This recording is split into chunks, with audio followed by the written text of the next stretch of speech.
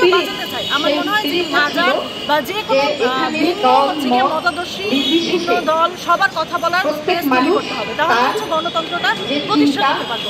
তা আমরা হচ্ছে আজকে দাঁড়িয়েছি যে মাজারের যে হামলাগুলো চলতেছে তার বিরুদ্ধে আমরা চাই কেউ কারোর উপর জোর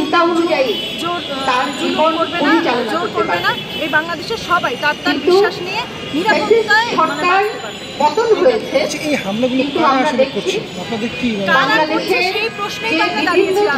বাংলাদেশ আগে দেখছি যে আসলে এই দেশে যে বিভিন্ন সম্প্রদায় বসবাস করে, সাম্প্রদায়িক হামলাগুলো এখানে যে বিভিন্ন জাতিসত্তা বসবাস করে, রাজনীতি করতো, তারা ডিভাইড এন্ড রুল রাজনীতি করতো। তো এই রাজনীতিটা যাতে আসলে না করতে পারে, বরাবরের মতোই এই ব্যাপারগুলো সচেষ্ট থাকে, সেই ব্যাপারে আমরা আসলে দাঁড়িয়েছি। এই দায় সম্পূর্ণ প্রশাসনের নিতে হবে এবং তার কাছে আসলে আমাদের দাবি। আমরা প্রশাসনকে দিচ্ছি এই গণঅভ্যুত্থানের মধ্য দিয়ে প্রশাসনের অবস্থা শক্তিশালী নয়।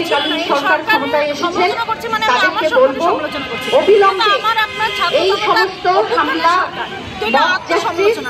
এই সমস্তগুলো বন্ধ করার জন্য যথাযথ উদ্যোগ গ্রহণ করতে হবে এবং জনগণের প্রতি আমি বলতে চাই, যারা আপনারা মাজার ভাঙতে যাচ্ছেন অথবা মন্দির ভাঙতে যাচ্ছেন তারা কারা? অনেকে বলছে বিভিন্ন মাজার অবৈধ চলে, সেই দরিদ্র মানুষ তাদেরকে এই কাজে লাগানো হচ্ছে।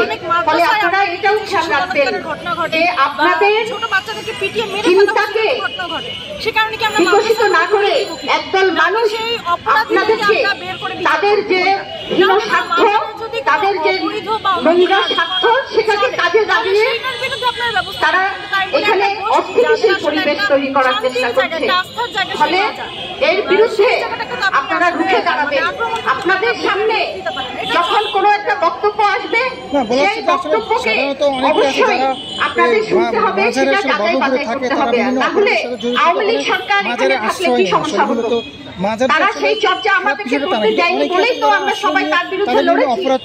ফলে নারী পুরুষ নির্বিশেষে, জাতি ধর্ম নির্বিশেষে, সম্প্রদায় নির্বিশেষে এই দেশ সবার, সেই দেশকে রক্ষা করবেন আপনারা সবাই।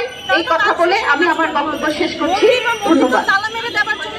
ধন্যবাদ সীমাদিকে। আমাদের এখানে সংহতি জানাতে আরো উপস্থিত আছেন সমাজ চিন্তা ফোরামের আহ্বায়ক কামাল হোসেন বাদল ভাই, আরো অনেকেই আছেন। আমরা আসলে খুব দ্রুতই আমাদের গণপ্রতিরোধ যাত্রাটা শুরু করব, কিন্তু আমরা আর দুইজনের কথা শুনতে চাই।